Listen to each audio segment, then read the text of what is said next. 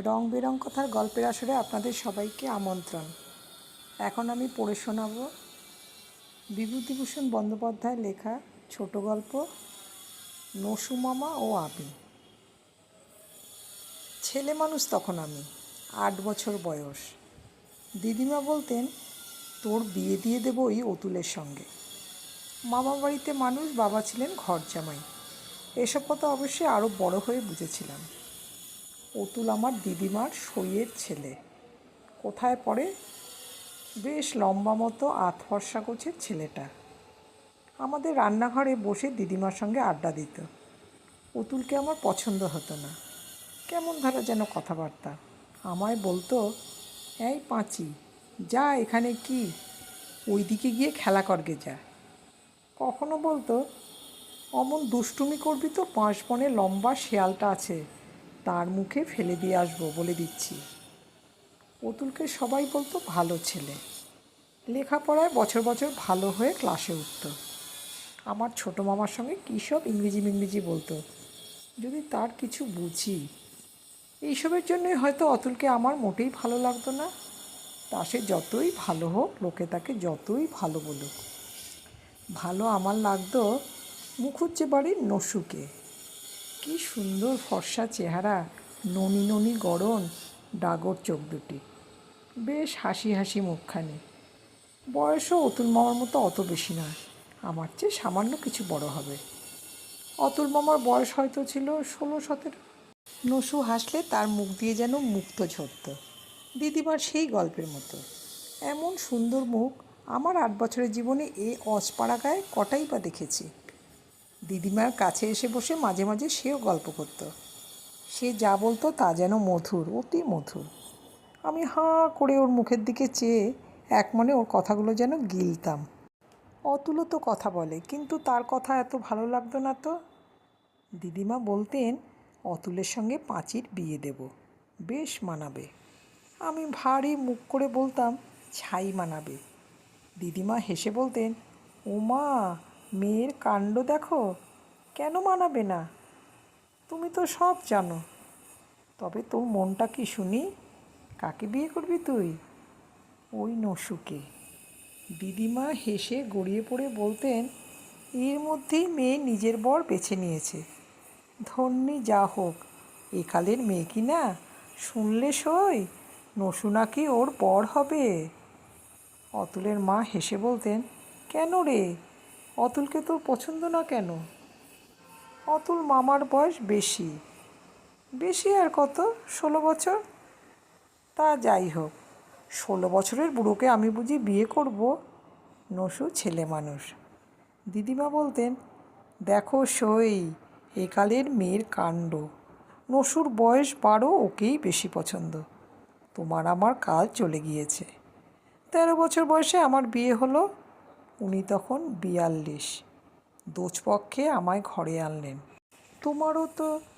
অতুলের মা বললেন, আমার অত না, উনি তখন 29, আমার 11।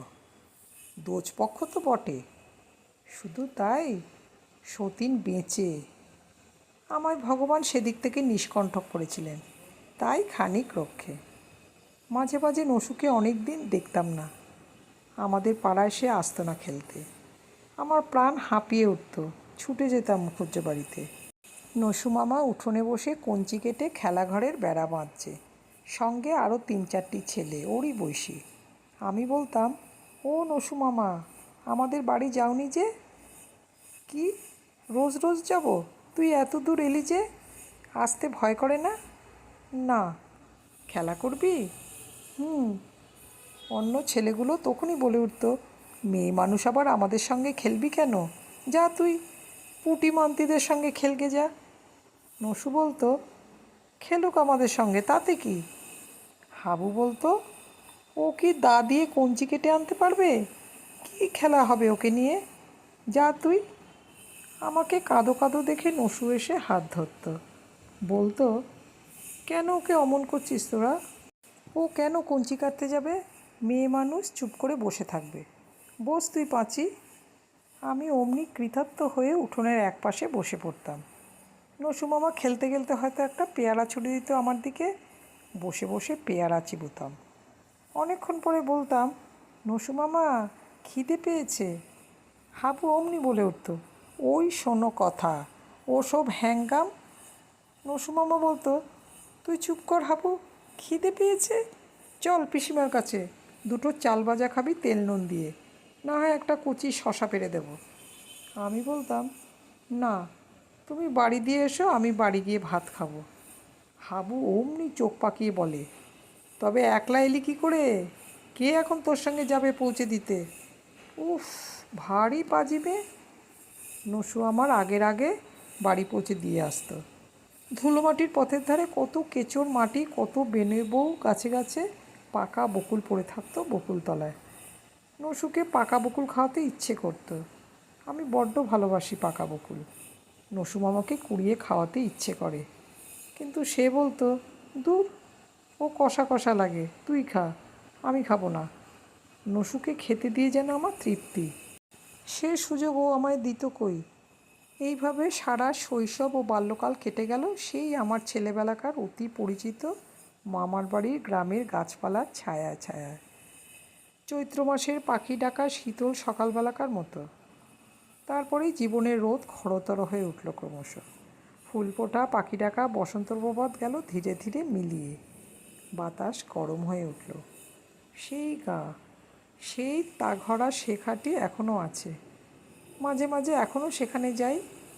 কত বদলে গিয়েছে সে জায়গা। সে মামার বাড়ি নেই, সে দিদিমাও নেই। বাবা কোথায় কাদের আড়তে কাজ করতেন, সামান্য কটি টাকা মাইনে পেতেন। দিদিমার সঙ্গে সংসারের খরচপত্র নিয়ে তার প্রায়ই ঝগড়া তর্ক হতো। বাবা রাগ করে চলে যেতেন বাড়ি থেকে। 2-1 মাস কোনো খবর আসতো না। মা কান্নাকাটি করতেন। হঠাৎ বাবা একদিন এসে হাজির হতেন। দিন এভাবেই চলতো। 13 বছর বয়সে আমার বিয়ে হলো আড়ংঘাটার কাছে এক গ্রামে। বিয়ের দিন কতক আগে নসুদের বাড়ি গিয়েছিলাম। নসুর মার শরীর খারাপ। নসু রান্নাঘরে ভাত রাঁধছে। উনুনের আছে ওর ফর্সা মুখ রাঙা হয়ে গিয়েছে। ওদের বাড়ির কোনো বিলি ব্যবস্থা নেই। অনেকগুলো ভাই নসুর, তারা কেউ বাইরে পড়ে, কেউ কাজ করে। নসুর মার শরীর চিররুগ্ন। সংসারের রান্নাবান্নার ভার নসু মামার উপর। আজ অনেক দিন থেকেই নসুর এই অবস্থা দেখছি। নসুর অবস্থা দেখে সত্যিই কষ্ট হলো। নসুর মুখের দিকে চাইবার কেউ নেই। ভাইয়েরা সব স্বার্থপর। সংসার চালানোর ভার ওর উপর ফেলে দিয়ে সবাই তারা নিশ্চিন্ত হয়ে আছে। নসু মামা আমায় দেখে হেসে বললে, আয় পাঁচি, বস। কাল দই পেতেছিলাম, দইটা বসেনি, উনুনের পাড়ে রেখে দেব, কি বলিস? যত সব মেয়েলি গল্প নসু। সাধে কি ওকে সকলে বলে জনার্দন মুখুজ্জের বিধবা মেয়ে? আমায় বললে, কাল বুঝলি 1 কাঠা মুগের ডাল ভাজলাম, ভাঙলাম, বেলা খেলো ডালডুল করতে, গা হাত পা ব্যথা। বললাম, তুমি ডাল ভাজলে? সত্যি? হ্যাঁ রে, নইলে কে করবে? আবার কাল 1 গাদা ময়লা কাপড় সোডা সাবান দিয়ে সেদ্ধ করতে হবে। দুঃখিত সুরে বললাম, ওসব মেয়েলি কাজ, তুমি ওসব করো কেন? আমায় ডাকলে না কেন? আমি ডাল ভেজে দিতাম। নসু বললে, আহা, আমি না পারি কি? তোকে আবার ডাকতে যাব কেন? লেখাপড়া করবে না নসু মামা? এসব কাজ কি তোমার সাজে? পুরুষ মানুষ, লেখাপড়া করো। আমায় কে পড়াবে? দাদারা 1 পয়সা দেবে না। তাছাড়া মার শরীর খারাপ।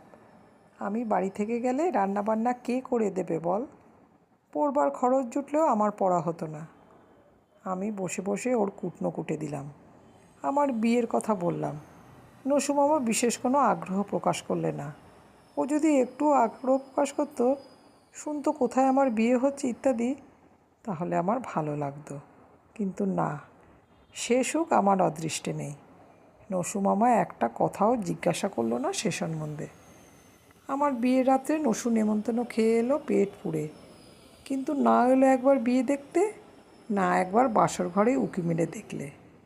আমার মনটা যেন কেমন ফাঁকা ফাঁকা। ও যদি আসতো তবে খুব ভালো লাগতো। মনের মধ্যে ডুব দেবার সময় আমার তখন নয়। তবুও কী যেন একটা হয়ে গেল। এত বাজনা, এত খাবার দাবার, এত লোকজনের যাতায়াত, আমার নতুন কাপড় গয়না কিছুই ভালো লাগলো না, মনে উৎসাহ নেই। আগেই বলেছি আমার বিয়ে হয়েছিল আড়ংঘাটার কাছে শিকারপুরে।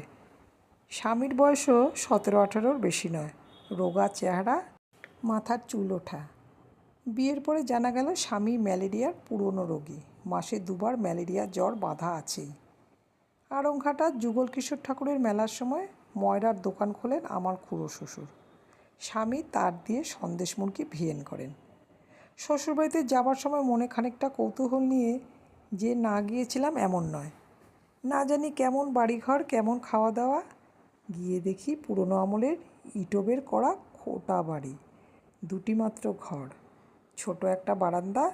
তবে সব ঘরগুলির সামনে শান বাঁধানো টানা রোয়াক এবং রান্নাঘরটিও কোঠা। খুব বড় একটা আম গাছ সমস্ত বাড়ির উঠোন জুড়ে ঘুপসি করে রেখেছে। আমার শাশুড়ি গর্বের সুরে বললেন, আমের সময় তো আসছে, দেখো বৌমা, এমন আম এ অঞ্চলে নেই আমার বাগানে যা আছে। ডাক সাইডে বাগান কর্তা করে রেখে গিয়েছিলেন। ইস্তক গোয়ারি, ইস্তক শান্তিপুর, কোথা থেকে কলমের চারা এনে না পুঁতেছেন। আমের সময় এলো, কোথা থেকে ব্যাপারীরা এসে বাগান কিনে নিলে। 2-1 ঝুড়ি আম যা আমাদের বাড়ি এলো তার থেকে 2-1টা জুটলো আমার ভাগ্যে। শাশুড়ি নিতান্ত বাজে কথা বলেননি, আম ভালো। স্বামীর সঙ্গে আলাপ জমলো মন্দ নয়, ক্রমে তাকে ভালোও লাগলো। আমায় বললেন, তুমি কি খেতে ভালোবাসো? আমি লজ্জা টজ্জার ধার ধারি নে, বলে ফেললাম, তেলে ভাজা খাবার। স্বামী বললেন, দূর, অমন বোকা মেয়ে কেন, ভালো খাবারের নাম করো। গজা, জিলিপি, কেন খাজা, সে আবার কী গা, আমাদের গায়ে শুনিনি তো।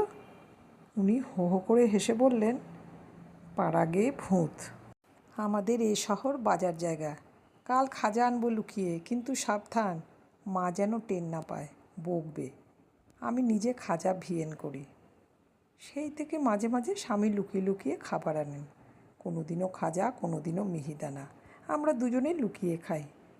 স্বামী বলেন, সবাইকে দিতে গেলে চলে না, খুড়তুতো ভাইয়েরা হাঁসের পাল, সবার মুখে দিতে গেলে তোমার আমার মুখে এক টুকরো উঠবে কি না উঠবে।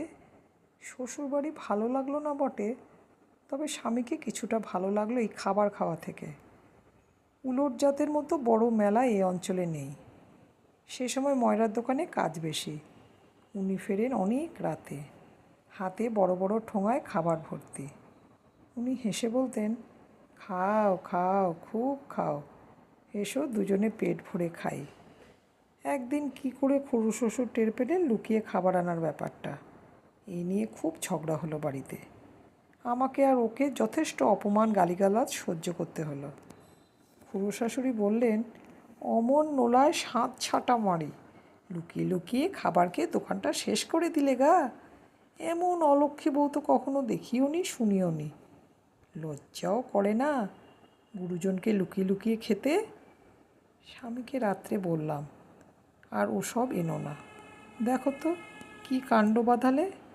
স্বামী বললেন, না আনবে না, আমায় কি মাইনে দেয় কাকা? বিনে মাইনে চাকর করে তো রেখেছে, পেটে 2টো খাবো না, ঠিক আনবো লুকিয়ে, তুমি দেখো কেমন করে ধরবে কাকা তা দেখব। স্বামীর শরীর ভালো নয়, অথচ ঘোর পেটুক, আমার কথা শুনতেন না। খাবার চুরি বন্ধ হলো না। রোজ রাত্রে 1 গাদা বাসি লুচি আর রসগোল্লার রস আনেন, নিজে খান, আমাকেও যথেষ্ট দেন। ওর পেটের অসুখ ছাড়ে না। আমার বারণ শোনেন না মোটেও, বলেন, খেয়ে যা উঠিয়ে নিতে পারি, কাকা 1 পয়সা উপুর হাত করবে না।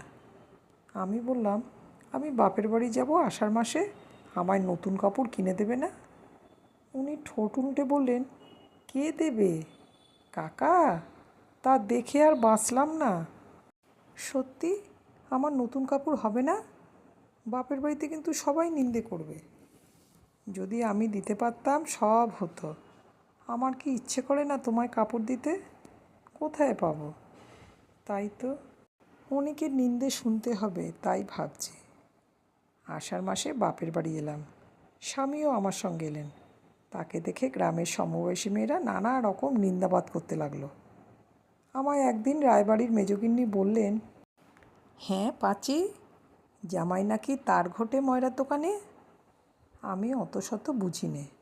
বললাম, হ্যাঁ, খুব ভালো খাজা তৈরি করে, সবাই হাতের সুখ্যাতি করে মাসিমা।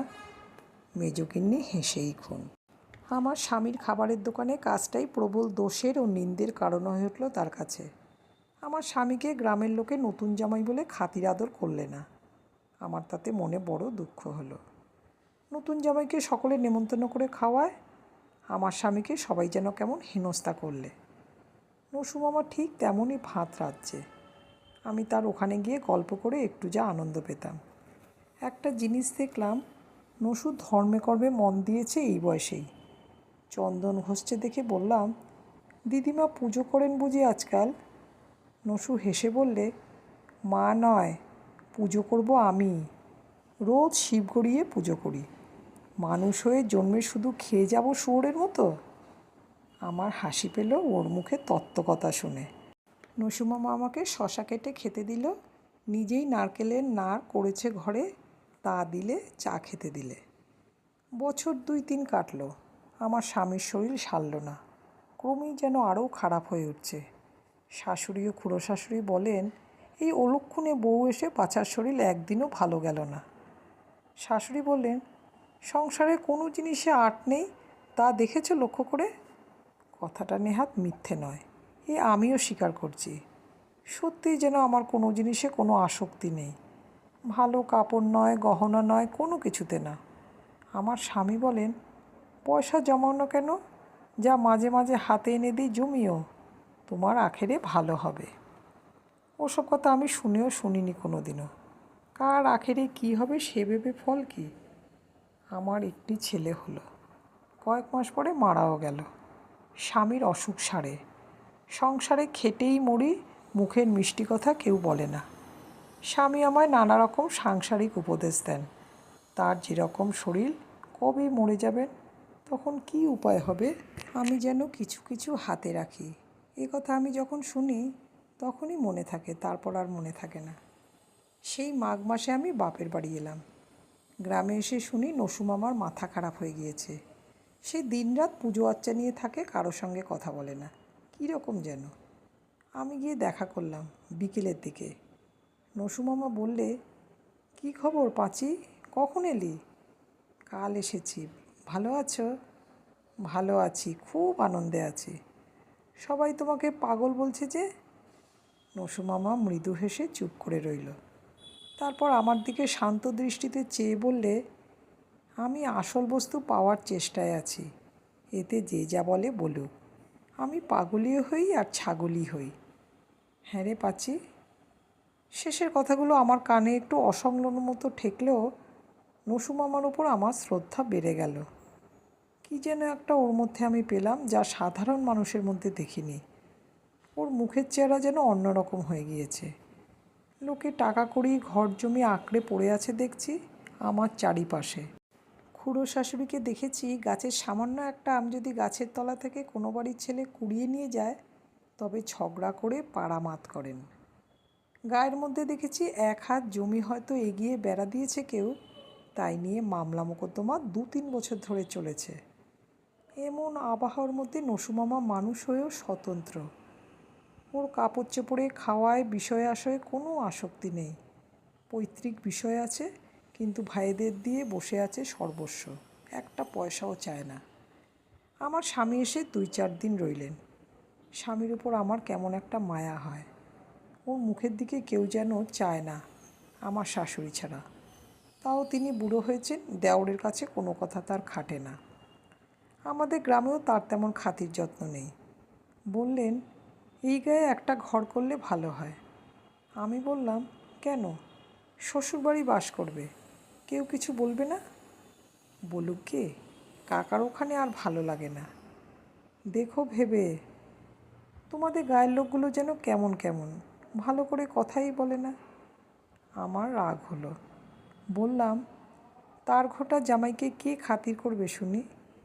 স্বামী হেসে চোখ টিপে বললেন, ইস, রোজ রোজ রাত্রিরে খাজা খাওয়ার সময় তো খুব ভালো লাগে। 2-1 দিন পরে উনি চলে গেলেন। যাওয়ার সময় আমার হাতে 13 আনা পয়সা দিয়ে বলে গেলেন, এই পয়সা দিয়ে খাবার কিনে খেও, মাসখানেক থাকো, তারপর এসে নিয়ে যাব। আর আসেননি তিনি। সেই মাসের শেষের দিকে পুরনো আমাশা রোগে তিনি আমার স্মৃতির সিঁদুর আর হাতের শাঁখা খুঁচিয়ে ইহলোক ত্যাগ করলেন। বাবা চিঠি পেয়ে আমাদের প্রথমে কিছু বলেননি। তারপর 2 দিন পরে মাকে একদিন বললেন, হ্যাঁ, একটা কথা, জামাইয়ের বড় অসুখ, চিঠি পেয়েছি। মা আড়ষ্ট সুরে বলে উঠলেন, সে কি গো, এতক্ষণ বলনি কেন? হাটে চিঠি পেলে? কই দেখি চিঠি। বাবা আমতা আমতা করে বলেন, তা মনে ছিল না। তা নয়, আমি কান খাড়া করে পাশের ঘরে বসে সব শুনছি। আমার বুকের মধ্যে টিপ টিপ করছে, মাথায় রক্ত উঠে যাচ্ছে যেন, জিভ শুকিয়ে আসছে। আমি বুঝতে পেরেছি সব। বাবা অত্যন্ত ব্যস্তবাগীশ লোক, জামাইয়ের অসুখ সংবাদে চুপ করে বসে থাকবার মানুষ নন। মা ছুটে হাঁপিয়ে বাবার কাছে এসে বললেন, তার কাছে এখনই চলে যাও, মেয়ের যাবার কথা লেখেনি, ওকেও নিয়ে যাও। বাবা সুষম মুখে বললেন, আর সেখানে গিয়ে কী হবে গিন্নি, সব শেষ হয়ে গিয়েছে। মা মেঝের ওপর আছড়ে পড়লেন আর্তচিৎকার করে। আমি কিন্তু বেশ সহজভাবেই কথাটা শুনলাম, কারণ আমি আগেই বুঝতে পেরেছি বাবা কি বলবেন। এইভাবে আমার বিবাহিত জীবনের ইতি হয়ে গেল। কি করব, আমার অদৃষ্ট। বাবা তো বুড়ো হাবড়া স্বামীর হাতে আমায় দেননি, ছোকরা দেখে দিয়েছিলেন। আমার কপালের লেখা, কারো দোষ নেই। আমার কিন্তু বিশেষ কোনো দুঃখ নেই মনে। বিশেষ কিছু যে হারিয়েছি, বিশেষ কোনো অভাববোধ নেই। লোকে বলছে আমার নাকি সর্বনাশ হয়ে গেল। কী সর্বনাশ হলো কিছু বুঝতে পারছি না। মাছ খেতে পাবো না, নাই বা পেলাম। একাদশী করতে হবে, করব। ভালো খাওয়া বা পড়ার দিকে আমার কখনো কোনো ঝোঁক নেই। তবে মানুষটার উপর মায়া জন্মেছিল বটে, তাকে আর দেখতে পাবো না। এইটুকুই যা কষ্ট। বিধবা হওয়ার পরে আমি অনেকবার শ্বশুরবাড়ি গেলাম। শাশুড়ির সেবা করি। মুখুরা যায় সংসারে পুত্রহীনা বৃদ্ধার বড় কষ্ট। যতদূর পারি সেটুকু ঘোচাবার চেষ্টা করি। একাদশীর দিন শাশুড়ি বউয়ের নিরন্তর উপোস করি। সন্ধ্যের সময় তার পায়ে তেল মালিশ করি। খুড়ো শাশুড়ি সর্বদা শোনান, আমি অলক্ষণে বউ, আমায় ঘরে এনেই তার সোনার চাঁদ ছেলে দুধের বাছা মরে গেল। ভাসুরপোর উপর এমন স্নেহ ভাসুরপোর জীবদ্দশায় কোনোদিনও দেখেছি বলে মনে করতে পারলাম না। আশ্চর্য। একবার বাপের বাড়ি এসে শুনলাম নসুমামা বাড়ি ছেড়ে নিরুদ্দেশ হয়ে গিয়েছে। 6 মাস পরে খবর এলো হালি শহরের এক কালী মন্দিরে সে আছে। গঙ্গার তীরে 2খানা ভাঙা মন্দির, সেখানে সে পুজো আচ্চা নিয়েই নাকি আছে। খবরটা দিলে ওপাড়ার বুধো গোয়ালার মা। ঘোষপাড়ার দোল দেখে দেশে ফেরবার পথে সে হালি শহরে গিয়েছিল, সেইখানেই দেখা হয়েছে। আমি মনে মনে ভাবলাম ওর পক্ষে ভালোই হয়েছে। কি জানি কেন আমার মনে হয় নসুমামা যা করে তাই ভালো। এইভাবে দিনের পর দিন কাটে। বৃদ্ধা শাশুড়িকে কত যত্নে আগলে নিয়ে বেড়াই। বাপের বাড়ি গিয়ে বেশি দিন থাকতে পারি নে, পাছে বুড়ির কষ্ট হয়। একদিন শাশুড়ি বললেন, চলো মা, শ্যান্নাল মশাইয়ের বাড়ি ভাগবত শুনে আসি। সে কে মা? পাড়ার বুড়ো শ্যান্নাল দাদা। দেখনি বুড়োকে? শ্যান্নাল মশাইয়ের বাড়ি গেলাম। ওর অবস্থা বেশ ভালো বলে মনে হলো বাড়িঘর দেখে। শুনলাম 2 ছেলে কলকাতায় চাকরি করে, তাদের স্ত্রী পুত্র তাদেরই সঙ্গে কলকাতায় বাসায় থাকে। শ্যান্নাল মশাই বিপত্নী, বয়স 76 বছর, নিজেই বললেন। একটি বিধবা বোন বাড়িতে থাকে, ও রান্নাবান্না করে। আমাদের দেখে খুব যত্ন করলেন, আমাদের সামনে ভাগবত ব্যাখ্যা করে শোনালেন। সেই থেকে শ্যান্নাল মশাইয়ের বাড়িতে রোজ যাই। আমায় তিনি বড় ভালোবাসেন। যোগবশিষ্ঠ ভাগবত তার প্রিয় বই।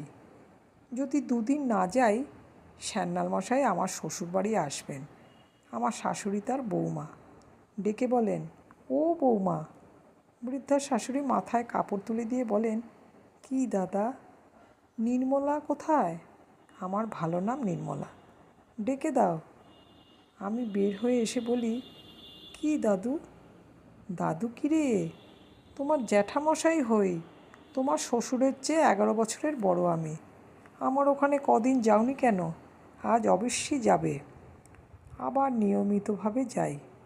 সান্যাল মশাই আজকাল আর কোনো শ্রোতা চান না। আমার মধ্যে কী যে দেখেছেন, আমাকে পেয়ে খুব খুশি।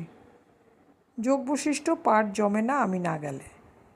একদিন তাকে বললাম, জ্যাঠাবাবু, আমি তো মুখ্য মেয়ে মানুষ, আমার মধ্যে কী পেলেন আপনি? কী পেলাম কী জানি, কিন্তু তুমি এলে মা, আমার গীতা আর যোগবশিষ্ঠ জ্যান্ত হয়ে ওঠে। ওদের শ্লোকের মধ্যে থেকে নতুন ভাষ্য বেরিয়ে আসে। আনন্দ যদি শাস্ত্র আলোচনার উদ্দেশ্য হয়, তবে সেটার 16 আনাই পাই তুমি আসলে মা। আমি হেসে বললাম, তাহলে বলুন জ্যাঠামশাই, আমার মতো শ্রোতা আপনি অনেক দিন পাননি? সত্য মা, এতদিন জানতাম না যে লোককে শুনিয়ে এত আনন্দ হয়। নিজেই চর্চা করতাম এই পর্যন্ত। আজ কিন্তু অন্যরকম বুঝছি। উপযুক্ত শ্রোতা পেলে আমারও ভালো লাগে বলেই যাই। কেমন যেন মন বদলে যাচ্ছে। যে মন আমার কোনো কালই সংসারে ছিল না, তা আরও নিরাসক্ত হয়ে পড়েছে। বন্ধনের মধ্যে কেবল বৃদ্ধা শাশুড়ি।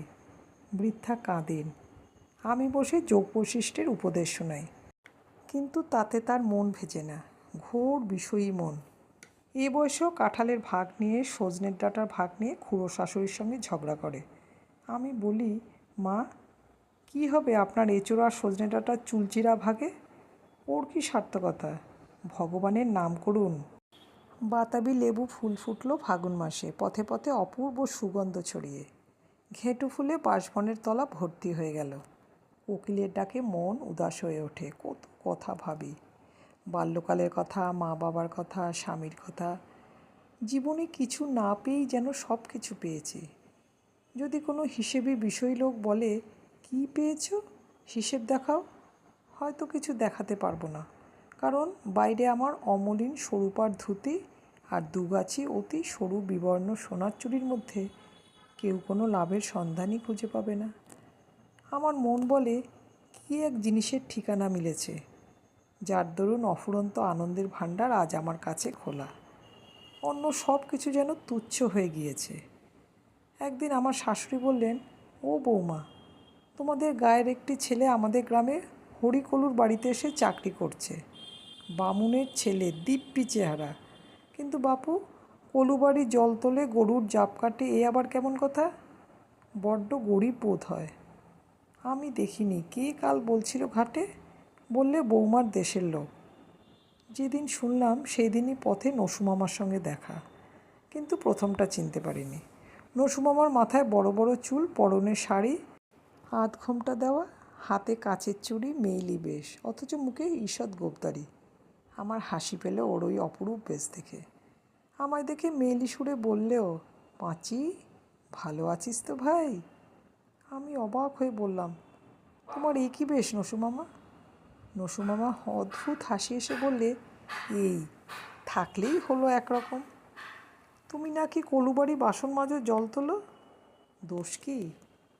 তুমি যা ভালো বোঝো। বৃদ্ধা শাশুড়ি সেই শ্রাবণ মাসে দেহ রাখলেন। দিন 10 জ্বরে ভুগে গভীর রাতে মৃত্যুর কিছু পূর্বে অশ্রুভরা চোখে আমার দিকে চেয়ে বললেন, তোমাকে কার কাছে রেখে যাচ্ছি মা? বৃদ্ধার আকুল সুরে মনে ব্যথা বাজল আমার। তার জ্বরশীর্ণ হাত দুটি ধরে বললাম, কেন? আমার সোনার চুড়ি আছে, 1 বিঘে আমন ধানের জমি আছে। ভাবনা কি মা আমার? কিছু ভেবো না আমার জন্যে। বিষয় লোককে বিষয়ের ভাষায় সান্ত্বনা দেই।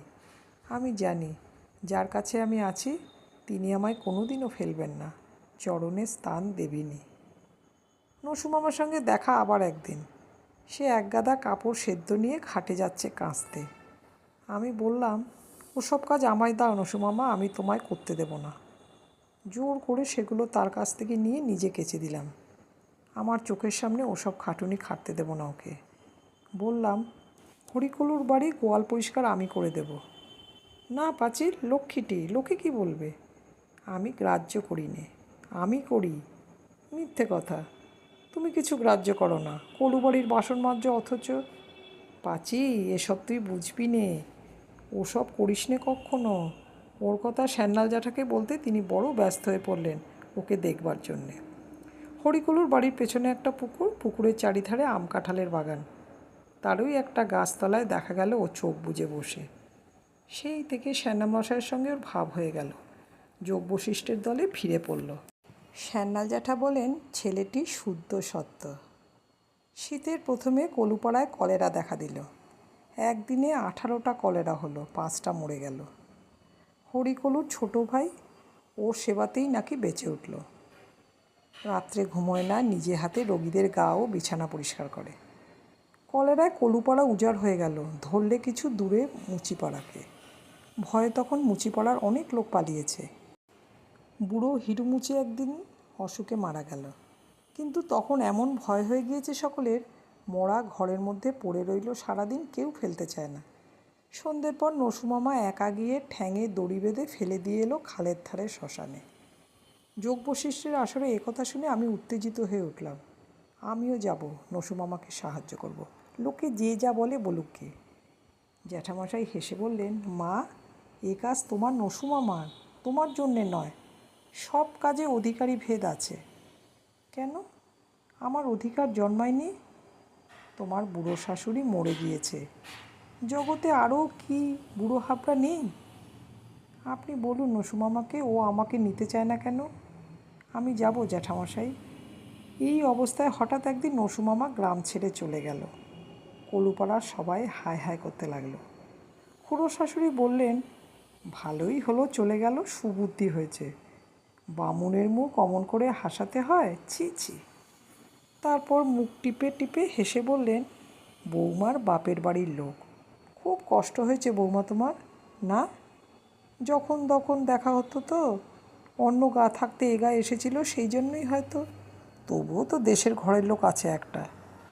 ছিলেখোলা ধনুকের মতো শটাং সোজা হয়ে বলে উঠি, নিশ্চয়ই, আমার কষ্ট তো হবারই কথা। হরিকুলু একদিন শ্যানলাল জ্যাঠার কাছে বললে, অমন মানুষ হয় না। ছোট ভাইটা বেঁচে উঠল, পায়ে ধরতে গেলাম, বলি, তুমি ব্রাহ্মণ, আমার ঘরে হেনস্থা কাজ আর করতে দেব না। 2 মাসের মাইনে বাকি, একটা পয়সাও নিয়ে গেলেন না। হঠাৎ পালিয়ে গেলেন। আমায় যেন ক্ষমা করেন তিনি। হাত জুড়ে সে উদ্দেশ্যে প্রণাম করলে। আবার ফাগুনে বনে বনে ফুল ফুটেছে, আবার কোকিলের ডাক পথে পথে, মুচুকুন্দু চাপার সুগন্ধে ঘাটের রানা ভুরভুর করে। আমি একদিকে যেন সম্পূর্ণ নিঃস্ব। জ্যাঠামশাইয়ের বৈঠকখানায় যোগ বশিষ্ঠ শুনতে যাই রোজ বিকেলে। সম্পূর্ণ নিঃস্ব হয়ে রিক্ত হয়েই বোধ হয় সেখানে পৌঁছতে হয়।